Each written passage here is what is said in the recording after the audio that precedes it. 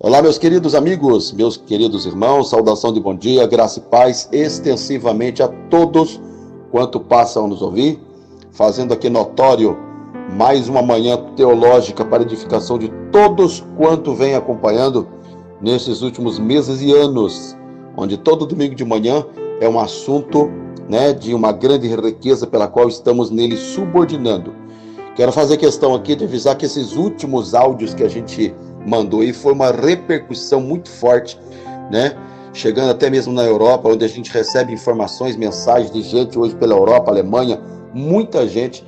Meu celular tem sido bombardeado e é uma gama de pessoas novas que entra por semana no nosso celular. Então, se você quiser esses últimos áudios, não tenho dúvida que será de um peso de edificação espiritual muito forte para você, tá, querido? Onde nós falamos aí sobre o poder, tá? Um outro áudio muito forte foi sobre família, projeto de Deus, tá?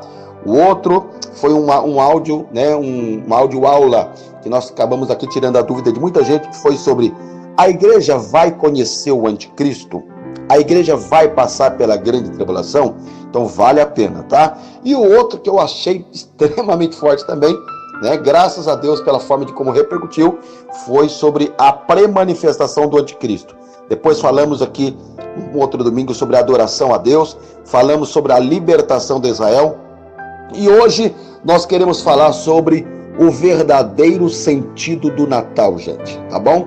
Então vamos tomar em mãos o exemplar da Bíblia Sagrada, como manhã teológica, repito, que venho sempre repetindo, não tenho como proposta eletrizar, é estudo, e eu tenho peso de grande apreciação na área do ensino. Eu acho que isso realmente faz tanta diferença, porque o conteúdo pela qual faz com que venhamos ser discipulados no dia a dia é a essência da palavra, não está nem ligado no decibéis, nos gritos, nada disso, é o poder da palavra, os sais minerais pelas quais nós exaurimos de lições de praticidade da poderosa e inerrante palavra de Deus.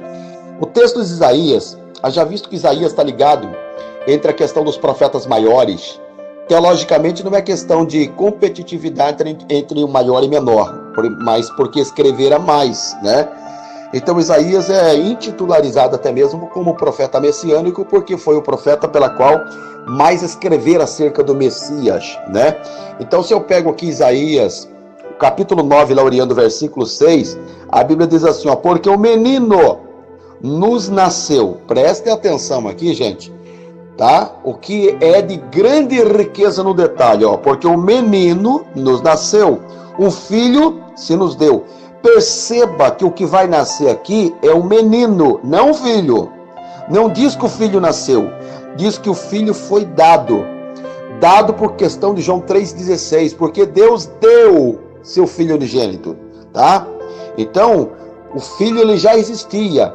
Teofania, a manifestação de Deus na antiga aliança através de Cristo que aparecia, ele já existia. Não vou ter tempo para desenhar tudo isso aqui, senão o áudio vai ficar muito longo, tá bom? E esse áudio, como tem 20 e poucos minutos, é o tempo de durabilidade pela qual eu estudo de toda manhã teológica. Perceba que o que vai nascer é o menino, tá? E o principado está sobre os seus ombros. Eu precisava quase 40 minutos, uma hora para navegar sobre esse pensamento aqui, não é o que eu vou falar aqui. E o seu nome será maravilhoso, conselheiro, Deus forte, Pai da eternidade, príncipe da paz, é um outro assunto rico também, mas nós vamos ficar aqui apenas com este primeiro ponto aqui hoje. O menino nos nasceu. Inicialmente eu devo dizer a todos vocês que faz uma certa confusão, muita gente, relacionada à questão da festa do Natal, se é uma festa pagã.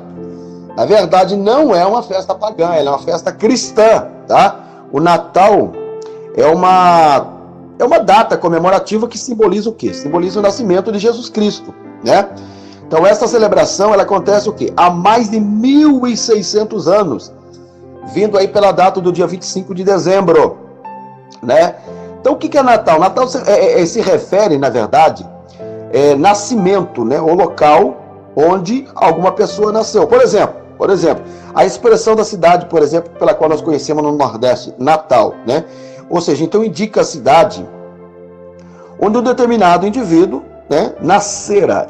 Na verdade, não se sabe exatamente a data em que Jesus nasceu. Não podemos afirmar que ele nasceu no dia 25 de dezembro. Não há base, não há prova, nada disso, tá? Então o dia 25 de dezembro é apenas o quê? Uma data, né, escolhida para ser uma data comemorativa, para trazer o quê? A memória, a lembrança, o nascimento do maior homem que esta terra já teve a felicidade de poder receber, que foi quem? Jesus. E é uma data pela qual se comemora, então, todos os anos. Faço aqui o abrir de um parênteses, né, que em alguns países, por exemplo, o Natal não é comemorado 25 de dezembro. Ele é celebrado dia 6 de janeiro, né?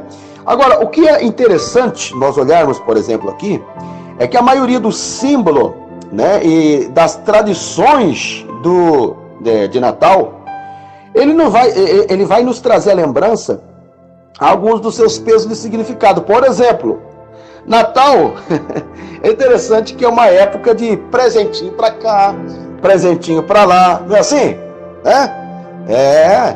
E aí você olha, por exemplo, para João 3,16, que é titularizado como coração da Bíblia, e você vai descobrir que ele só é o coração da Bíblia porque ali Jesus foi o maior presente que Deus deu, delegou, facultou, dispensou e outorgou ao mundo, onde a Bíblia diz o quê?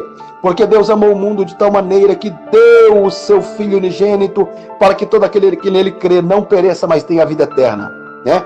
O que é o Natal, gente? O Natal, ele não é uma época que a maioria das cidades, junto às prefeituras, arquitetam e elaboram a construção dos presépios para enfeitar as cidades, enfim. Então, na verdade, isso vai nos trazer a lembrança exatamente o quê? A lembrança, né, da chegada de Cristo nesta terra, onde se deu o seu nascimento. Na verdade, essa durierma manjedoura em que Jesus nascera, tá? Ela não era uma casinha de sapé, tá? Como se é construído pelos nossos dias de hoje. O que era essa manjedoura então, pastor? Eu vou te explicar. Manjedoura, na verdade, era um buraco esculpido na pedra, onde a maioria dos pastores abrigavam os rebanhos nas vigílias da noite, tá? Outro sim, pensamento sobre o Natal, né? O que é o Natal, gente? Natal é a data. Geralmente eu acho até muito lindo, mas como eu gosto de ver isso aí, são os piscas-pisca. Gente, nas árvores, na frente das casas, eu acho, por demais, realmente fantástico. Eu acho lindo demais, é uma coisa que eu admiro muito. Então esse pisca-pisca é como se fosse o quê? Uma pequenas estrelinhas piscando. Vai nos trazer a lembrança exatamente, né? Se fôssemos utilizar essa figura de simbologia, podemos lembrar da estrela que guiou os magos até Jesus.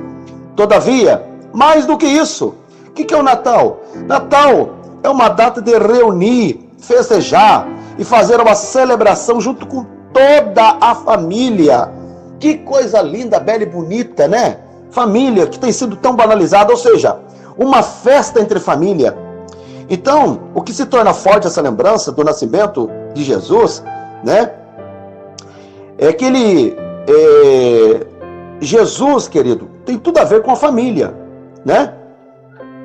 E o fato do seu nascimento, de ter nascido o quê? Dentro de uma família, como todos nós. Porém, agora somos o quê? Todos parte de uma família, que é quem?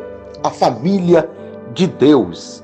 Agora, vamos a uma pergunta, então, pelo campo da lógica e da racionalidade, dentro do assunto pela qual nele estamos subordinando. Pastor, qual a importância do nascimento do menino Jesus? Gente, a história do nascimento de Jesus, todos os senhores sabem, tanto quanto eu, que é relatado nos evangelhos. Evangelho de Mateus, Mateus foi aquele que mexera com impostos. Depois, relatado no Evangelho de Marcos, Marcos é aquele João Marcos, menino novo que deu certo problema na viagem missionária com Paulo, depois Paulo manda ter de volta. É relatado no Evangelho de Lucas, Lucas era grego, médico, 60 anos, né, bem experimentado, que escreve o evangelho dele com toque de racionalidade. A bem, na verdade, escreve 2 tratados, que escreve Lucas, escreve Atos dos Apóstolos, que poderia ser chamado Atos do Espírito Santo, mas enfim. Então, esse nascimento foi um evento extremamente importante. Por quê? Porque ele marcou o início de nossa salvação, do plano salvífico, cumprindo várias profecias do Antigo Testamento sobre, de fato, o seu nascimento, né, o nascimento do Salvador, né? Inclusive, o próprio profeta Isaías, que mais de 700 anos depois, vem se materializar as palavras proféticas, a profecia, né? E não obstante isso, gente, a vitória sobre Satanás, conforme Gênesis 3:15. Porque quando a mulher peca, então é Deus em quem vai dizer o que notifica a Bíblia, dizendo o seguinte: olha, este lhe ferirás a cabeça e tu lhe ferirás o calcanhar. Então ali começava a contagem regressiva para o dia pela qual haveria de haver alguém para esmagar a cabeça da serpente. Então, dentro desse assunto sobre o nascimento de Jesus, vou falar uma coisa que agora vai ficar realmente bacana, tá? O que nos lembra o Natal? O que nos traz a recordação o Natal? Primeiro, lembra a forma de como Jesus nascera, de como ele chegou ao mundo. E isso nos traz um peso de ensinamento muito grande, a sua identidade e seu ministério. Hoje nós vamos colocar aqui pelo menos 5 observações. 5. Primeiro, Jesus nasceu de uma virgem. Todos os senhores sabem, tanto quanto eu, que quando as 5 dispensações foram abolidas, invalidadas, desprezadas e menosprezadas, tempo de oportunidade pela qual os homens não valorizou, toda a Bíblia se volta agora para Romanos capítulo 5, versículo 12, né? E a Bíblia diz que pelo que por um homem entrou o pecado no mundo, assim também entrou a morte, pois a morte passou a todos os homens, por isso todos pecaram. De uma forma mais enfática, clássica, precisa e muito objetiva, você vai ver em Romanos capítulo 3, versículo 23, a Bíblia diz: todos pecaram e destituídos estão da glória de Deus. Quer dizer, todos e todos, desde o preto, o branco, o alto, o baixo, o bonito, o feio, o velho, o novo, o magro, o gordo, né? O homem, a mulher, o velho, a criança, governado como governador infectado pelo vírus do pecado. Então, se o diabo tivesse que dizer todos pecaram, o Senhor tem que ver lá pela palavra e bater o martelo na condenação da morte eterna. E aí que eclode a voz de Deus pelos cantos da eternidade, notificado pelo profeta messiânico, quando Deus diz: a quem enviarei? E aí é que é lindo você ver a profecia, gente. Jesus passa pela alçada dos anjos, vem passando pelo colorado das grandezas e se apresenta a Deus Pai. E ele diz: eis-me aqui. Você vai para Atos, que foi o segundo tratado de Lucas, capítulo 10, versículo 38, e a Bíblia diz: Deus ungiu a Jesus de Nazaré, onde 2 mistérios acontecem no céu que não tem homem na terra para desvendar com clara evidência. Não há homem na terra para explicar essa minúcia. Primeiro mistério, o mistério da piedade. A Bíblia diz: grande é o mistério da piedade. Segundo, o mistério da encarnação do Verbo. Jesus agora desce 7 degraus da escala sumária da humilhação. Se faz carne, materializa e veio habitar entre nós, fazendo-se cumprir João 1,14, quando a Bíblia diz: o Verbo se fez carne e habitou entre nós. Vimos a sua glória como a glória do unigênito do Pai, cheio de graça e de virtude. O que é que se cumpre, pastor? Se cumpre Mateus 1,18. E a Bíblia diz: ora, o nascimento de Jesus Cristo foi assim, estando Maria, sua mãe, desposada com José, antes de se ajuntarem, ou seja, não havia coabitado, achou-se grávida do Espírito Santo. Deixa eu falar uma coisa muito importante a todos os senhores aqui. José e Maria se amavam, gente. Se amavam. E eu posso dar asa à imaginação e observar ali na casa de Eli. Antes de um rapaz se ajuntar a uma moça judia, tá? Judia, para um propósito de casamento, para um casório, o que ele fazia? Ele ofertava ao pai da moça, né? Um moá, tá? Um doter de casamento. Isso era um peso de comprometimento, ou seja, um compromisso que ele fazia. Era uma aliança intacta, inviolável, comprometedora e moral. Então, imagina agora, José entra na casa de Eli, né, pai de Maria, né, entrega o moá, o doter de casamento, né, até que os tempos de profecia entrasse, tá? No seu cânon evidencial. Isso é lindo demais observar a forma de como a Bíblia nos ensina e nos norteia com relação ao nascimento de Jesus. Então José agora vai para Nazaré. Imagina, veja a cena, né? Continua o seu trabalho. E Maria fica onde, pastor? Fica em Belém. Belém de Judá.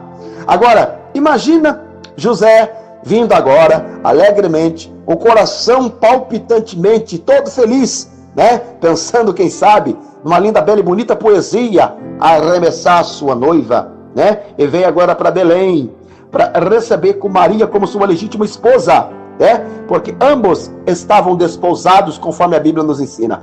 Agora pare e pense, que ao chegar na casa de Maria, tá? Ele depara com Maria o quê? Maria estava grávida. E muitas pessoas já sabem, tanto quanto eu, que pela lei de Moisés, Maria devia ser o quê? Apedrejada. Eu fico parando pensando se isso fosse hoje, hein? Jesus dos crentes, sangue de Noé para não gastar o de Jesus. Se fosse hoje, o que tinha de mulher aí sendo apedrejada, e não é só mulher não, meu filho, né? Todavia, como era uma lei muito machista na época, era imperdoável isso aqui. No caso aqui, Maria tinha que ser apedrejada. Então, só que o que eu acho de mais lindo e uma beleza realmente maravilhosa é a atitude de José aqui. José não saiu denegrindo, defamando, arrebentando com a moral de Maria. A Bíblia diz que José intentou em seu coração em deixá-la secretamente, porque, na verdade, não queria infamá-la, justamente porque era justo. Não diz que ele era crente, diz que era justo, porque crente defama, crente denigre, lamentavelmente. Agora, justo não. Justo não infama, não defama seu irmão, né? Aí o que faz Deus? Deus sentado no seu alto, sublime, grande, inexplicável trono de glória, que não perde o controle de absolutamente nada. Deus chama Gabriel e ordena que Gabriel desça e apareça em sonho a José. Aí, e diga-lhes, né? Não temas receber Maria como sua legítima esposa, porque aquele que está no seu ventre, ou seja, no ventre de Maria, não é dele, é do Espírito Santo do Senhor. José adormece e assim acontece conforme o propósito de Deus. Então, se eu disse para vocês aqui pelo menos 5 observações maravilhosas relacionadas ao nascimento de Jesus, o primeiro ponto é esse: ele nasceu de uma virgem. O segundo ponto bastante interessante aqui, gente, é o seguinte: Jesus nasceu num estábulo, ou seja, Jesus nasceu em condição humilde, tá? Não como rei, mas em condições de servo, em forma humana, né? Sendo o criador de Maria, como Elohim. Eu acho isso de uma beleza, de grande esplendorosidade, ao tempo que para mim se torna inexplicável. Então, o que eu falar aqui agora? Se alguém tiver explicação, me explique, porque essa eu não vou passar a vocês. Jesus já existia. Ele é o anjo do Senhor que aparece na antiga aliança, tá? Então ele apareceu para Moisés na sarça. Ele apareceu para Josué, dizendo: eu sou o capitão dos exércitos celestiais. Ele apareceu para Manoá, pai de Sansão, quando este pergunta qual o seu nome, ele vai dizer: meu nome é maravilhoso, e maravilhoso eu só conheço um, que foi aquele pela qual utilizei da leitura que o profeta Isaías falou: seu nome será maravilhoso. Ele lutou com Jacó no val de Jaboque, tá? A Bíblia diz: lutaste com Deus e prevaleceste. Então esse Cristo pela qual vem lá de trás, sendo ele dito pelo Isaías que é o Pai da eternidade, e se a eternidade é aquela que não tem começo e não tem fim, imagina o Pai da eternidade. Imagina só. Agora, como é que pode um Cristo que já existia, né? Ele sai do céu, desce 7 degraus da escala sumária da humilhação, vem, aparece no útero de uma jovem por nome de Maria, em que foi ele quem criou esta jovem. Me explica isso. Isso é um mistério, queridos. Há uma terceira observação relacionada ao nascimento de Jesus, que é o seguinte: Jesus nasceu dentro de uma família. Isso aqui é muito bonito. Jesus teve uma vida humana normal, gente, tá? Com pai, né? Com a mãe, semelhante a nós. Uma outra observação aqui, a quarta observação é o seguinte: Jesus foi adorado. Mesmo sendo bebê, algumas pessoas reconheceram como o Salvador do mundo. Eu vou deixar aqui para sua meditação Mateus 2:11. Podia pegar aqui e ler, mas não vou tomar muito tempo não, porque o tempo já está concluindo aqui, tá? Então, Jesus foi recebido pelos magos, onde os mesmos presentearam com mirra, ouro, incenso. Incenso porque Jesus era Deus, ouro porque Jesus era rei e mirra porque Jesus era homem. Deixa eu abrir um outro parênteses para dizer que Jesus veio com duas naturezas, divina e humana, 100% homem, 100% Deus. Na divina tinha pai, não tinha mãe, na humana tinha mãe, não tinha pai. Bendito seja Deus. E a quinta observação para a gente concluir é que Jesus foi perseguido, né? Outras pessoas, lamentavelmente, rejeitam Jesus, né? Quiseram destruir o propósito de Deus. Glória a Deus que não conseguiram, tá? Então, uma informação bastante interessante aqui, já concluindo, é que os senhores devem saber que era festa em Israel. E José, né? Então, toma Maria, tá? Não havia lugar, né, na estalagem, tá? Estava tudo ocupado. Então, nem Caifás, nem Herodes, nem Pilatos o recebera, tá? De modo que Maria ia a caminho com José, em cima de um pequeno jumento. Começa então a mesma sentir dores de parto, tá? E eu posso imaginar que dor tão terrível são essas dores, né? Então, naquele momento é um momento marcante, um momento que faz todo um peso de um divisor de águas, onde Jesus nasce numa erma e desprezível manjedoura. Eu quero concluir aqui dizendo para todos vocês o objetivo dessa palavra, desse estudo aqui nessa manhã teológica, tá? Que mais do que você pensar nesse Natal em troca de presentes, mais do que você pensar nesse Natal em panetones, peru, chester, churrasco, comilança, bebida, maionese, salada de fruta, árvore de Natal, Papai Noel, passear, shopping, viagem, tá? É trazer a memória de que esta data é um simbolismo inenarrável acerca do nascimento do maior homem que esta terra já teve a felicidade de receber. Jesus é o seu nome. Permita que isso seja uma realidade patente, visível, palpável, nítido, fazendo com que esse Cristo venha nascer em seu coração, venha nascer em sua família, entrar, fazendo você entrar e penetrar um 2020 juntamente com Cristo, tá? E eu encerro dizendo, sem Ele não haverá um ano de uma vida pela qual você tanto gostaria. Sem Ele, tá?